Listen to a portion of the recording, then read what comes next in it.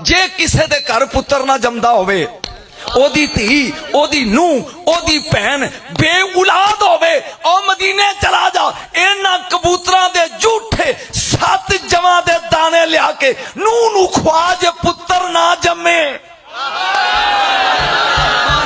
वाह वाह वाह वाह वाह वाह वाह वाह शाहजी वाह वाह वाह, क्या बात है, क्या बात है शाहजी, क्या बात है। ओ मौलवी मौलवी, ओ जिदे दरवाजे दे कबूतर पुत्र घर ने।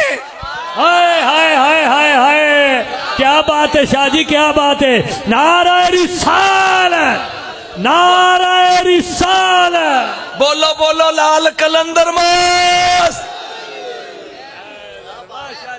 और जिदा पुत्र 3 महीने दा हो जाते टांटा भी ना करे, बोले ना जाए, मदीने दे कबूतरां दे 3 अंडे लाया। पहले दिन एक अंडा उबाल ते उन्होंने खुआ, दूजे दिन दूजा उबाल, जे तीजे दिन बोले ना तो कहीं नजम शाह बकवास कर गया है। ओ जिदे कबूतर मुश्किल कुशा ने,